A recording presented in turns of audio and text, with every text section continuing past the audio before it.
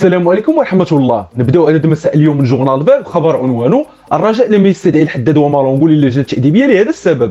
واكتفت اللجنة التأديبية لفريق الرجاء الرياضي باستدعاء كل عبد الرحيم الشاكر وزكريا الوردي للاستماع لهم بسبب احداث مباراة الاسماعيلي المصري. ووضحت مصادر خاصة ان اللجنة التأديبية ما استدعتش مالونغو والياس الحداد رغم الخلاف اللي وقع بيناتهم بسبب عدم توجيه اي اتهامات او ملاحظات لهم في التقارير الثلاثه اللي صاغوها اعضاء من المكتب المسير. وشارت المصادر الخاصه ان اللجنه التأديبيه استدعاء اللاعبين المذكوره اسمائهم في تقارير المسؤولين ثلاثه فقط، على اعتبار انهم هما اول من تسبوا في الاحداث اللي شهدهم استوداء الملابس بعد مباراه الاسماعيلي المصري. وكانت بعض الاخبار تحدثت على حدوث خلاف بين الياس الحداد وبين مالونغو بمستودع الملابس، الامر اللي اعتبره مسؤولي الرجاء الرياضي سوء تفاهم بسيط بين اللاعبين، فيما تم استدعاء الوردي والشاكر بسبب الاحتجاج الاول على تغييره في المباراه بعد نهايه الشوط الاول، والثاني الاحتجاج لعدم لعبه كاساسي.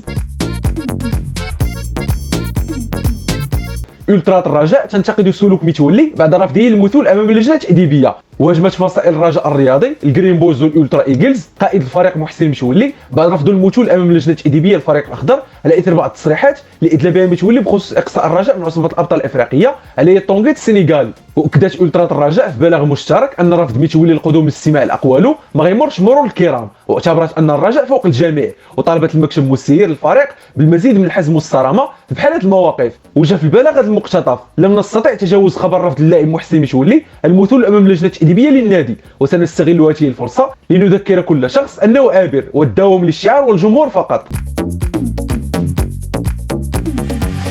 خبر في نفس السياق بعنوان: الرجاء يستعد لتحديد جلسة استماع جديدة لمتولي. وفي التفاصيل غتحدد اللجنة التأديبية لفريق الرجاء الرياضي جلسة استماع جديدة لمحسن متولي بعد تخلفه على الجلسة الأولى السبت الماضي عقب التصريحات اللي أدلى بها وانتقد من خلالها إدارة الفريق. وحسب الصحفي بن العودي فمسؤولين بالفريق الأخضر طلبوا من متولي الحضور للاستماع ليه والدفاع على نفسه مادام أنه مقتنع بلي ما دلى بالتصريح كيساء المسيرين للفريق، ومنتظر باش تحرر اللجنه التأديبيه للفريق تقرير خاص على الجلسه ديال الاستماع للاعب الرجاوي اللي رفعوا للمكتب المسير لاتخاذ القرار اللي كيشوفه مناسب، اذ كترفض اللجنه اتخاذ اي قرار بعد الاستماع للاعبين. يشار ان عدم حضور متولي للجلسه السابقه خلف اراء متباينه بين الجماهير الرجاويه بين من ساندات محسن في القرار ديالو باعتبار ان المكتب مذنب بعدم التدخل لايقاف مباراه طونغيت السنغالي، وبين من كيطالب متولي باحترام مؤسسات الرجاء والامتثال قرارات المجلس التأديبي. سعيد وهبي يتحدث عن تتويج الرجاء بجائزة الأفضل لعام 2020. وعبر سعيد وهبي الناطق الرسمي لفريق الرجاء الرياضي على سعادته باختيار فريقه فريق السنة لعام 2020 من طرف الإذاعة الوطنية بعد تتويجه بلقب البطولة الوطنية الموسم الماضي. وقال سعيد وهبي بالحرف أن فريق الرجاء الرياضي كيتواجد للسنة الثالثة على التوالي في البوديوم. في سنة 2018 تواجد الفريق الأخضر بسبب تحقيقه لقب كأس الاتحاد الأفريقي بعد ما تفوق على فيتا كلوب الكونغولي. وفي السنة الموالية تواجد الفريق كذلك بفضل إحرازه لقب السوبر الأفريقي ضد الترجي الرياضي التونسي بعد ما فاز عليه بهدفين مقابل هدف واحد بقطر. وهذه هي السنة الثالثة على التوالي اللي كتعرف وجود الرجاء في البوديوم بعد تحقيق لقب البطولة الوطنية رقم 12 في تاريخ النادي. مشكل الطيران يربك التحاق افارقه الرجاء بالتدريب. وفي تفاصيل الخبر تعذر على بين مالونغو القيطا وفابريس نغوما لاعبي فريق الرجاء الرياضي الالتحاق بالحصه التدريبيه للفريق الاخضر اليوم الاثنين. ووضح مصدر رجاوي ان الارتباك حصل في الرحلات الجويه حال دون وصولهم للمغرب امس الاحد كما كان مقرر في السابق.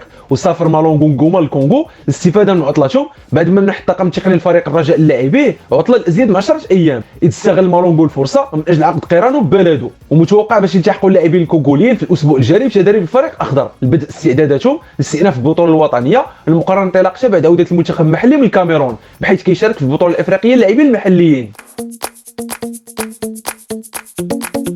الرجاء الرياضي يطالب جنوى الايطالي بهذا الامر. وفي التفاصيل طلب فريق الرجاء الرياضي الحصول على 150 مليون سنتيم من فريق جنوى الايطالي، وهو المبلغ اللي كيمثل نصيب الفريق الاخضر من صفقه انتقال جواد الياميق لفالادوليد الاسباني في الميركاتو الصيفي الاخير. وكشفت جريده الاحداث ان فريق الرجاء طلب الحصول على نصيبه من الصفقه للتخفيف من حده الازمه الماليه اللي كيتخبط فيها الفريق الاخضر بعد ما حدد حجم ديونه في 4 ملايير سنتيم. يشار ان جواد الياميق غادر فريق الرجاء الرياضي سنه 2018 لفريق جنوى الايطالي مقابل 700 مليون سنتيم، غير انه ما تمكنش من ضمان رسميته بحيث قام الفريق الايطالي باعارته في المره الاولى لنادي ساراغوستا الاسباني قبل ما ينتقل بشكل نهائي لفريق فالادوليد الاسباني.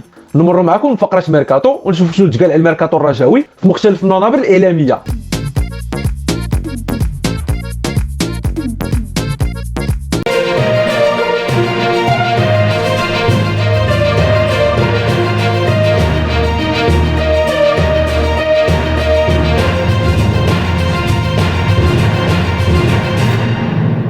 الشاكر خارج حسابات جمال السلامي. وكشفت جريده الصباح ان المكتب المسير لفريق الرجاء الرياضي ما كيفكرش في تجديد عقد لاعبو عبد الرحيم الشاكر بالاضافه للكاميروني فابريس نكا، وغينتهي عقد الشاكر مع الفريق الاخضر في شهر يونيو المقبل. ولعب هذا الموسم 3 المباريات فقط في البطوله الوطنيه وعصبه الابطال الافريقيه وكاس العرش، بحيث غالبا ما كيبقي جمال السلامي في كرسي الاحتياط.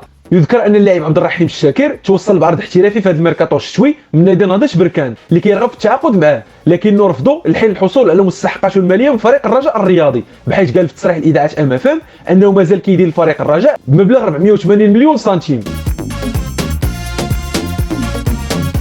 الاسماعيلي ينافس الرجاء على صفقه في الميركاتو الشتوي، وبات فريق الاسماعيلي المصري كينافس فريق الرجاء الرياضي من اجل التعاقد مع حميد احداد اللي كيرغب الفريق الاخضر في استعادته خلال الفتره الحاليه. وكشف موقع اليوم السابع نقلا عن مصدر داخل نادي الزمالك المصري على كواليس الجلسه اللي تم عقدها امس الاحد بين مسؤولي الزمالك ونظرائهم في الاسماعيلي المصري البحث امكانيه التعاون بين الناديين من خلال اعاره لاعبين من الزمالك الاسماعيلي حتى لنهايه الموسم الحالي. وطلبوا مسؤولي الاسماعيلي من الزمالك استعاره مجموعه من اللاعبين وعلى راسهم حميد احداد، في المقابل يتحمل الاسماعيلي قيمه مستحقات اللاعبين في الفتره المتبقيه من الموسم. وكيتعتبر حميد احداد من بين اللاعبين اللي وضعهم فريق الرجاء الرياضي في مفكرته خلال فتره الانتقالات الشتويه الحاليه، اذ كيسعى مسؤولي الفريق الاخضر لاستغلال توتر علاقات اللاعب بمدربه من اجل استمالته واستعادته لتعزيز صفوف الفريق خلال المنافسات الموسم الكروي الحالي.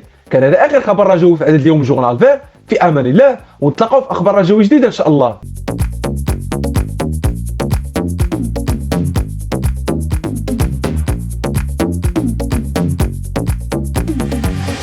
إلا بان لكم العمل ديالنا كيستاهل التشجيع، ما تنساوش الاشتراك في القناة والاعجاب بالفيديو، وتخليو شي تعليق فيه ارائكم وتشجيعاتكم وحتى انتقاداتكم البناءة.